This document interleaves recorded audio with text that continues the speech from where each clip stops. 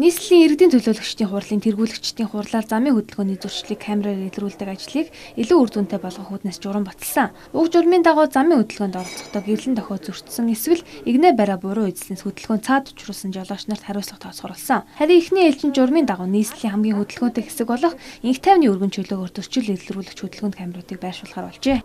Зүгээр өнөөдрийн байдлаар бол манайх бол нэг 52 камерын тусламжтайгаар замын хөдөлгөөний удирдлагын төв үйл ажиллагаа явуулж байна. Ер нь цаашдаа бид нар бол энэ хүний оролцоогоор хөдөлгөөний зохион байгуулалт гэдэг бол зорилттой байдалж байгаа. Үүний хүрээнд бол бид нар одоо өөрсдийн хүчин чадлаараа хөрөнгө оруулалтаараа бол нийслэлийн хөрөнгө оруулалтаар бол жилээс жил бол хөрөнгө оруулалтын түвшин нэмэгдэж энэ хяналтын камерууд ялангуяа замын хөдөлгөөний мэдрэмжтэй хяналтын камерууд бол ихээр сурлагдж байгаа. Нийт 44 хөдөлгөөнд камерыг инх тайвны өргөн чөлөөний зам дагуу байршуулж байгаа бөгөөд энэ нь 700 сая төгрөгийн төсөвтэй. Гэвч зөвхөн инх тайвны өргөн чөлөөгөр хяналтын хөдөлгөөнд камерыг байршуулж байгаа нь өөрөөсгөл юм а. Учир нь нийслэлийн хэмжээнд маш олон уулзуур замууд байхад тэдгээрч хөдөлгөөн хянагч илрүүлэгчтэй камеруудыг байршуулахгүй бол бусад замаар дүрм зөрчөөд явхад асуудалгүй. Харин инх тайвны өргөн чөлөөний замаар замын хөдөлгөөнд оролцож явахдаа зөрчил гаргавал торгуулдаг гэсэн тогтолцоо бий болох үедээ. Шинэ ажлыг хэрэгжүүлээд хийгээд эхэлж байгаа цайн хэрэгч дараагийн шатаараасан алхмуудаа дөрвтэй хийж эхлүүлсэн ажлаа дуусгах нэ.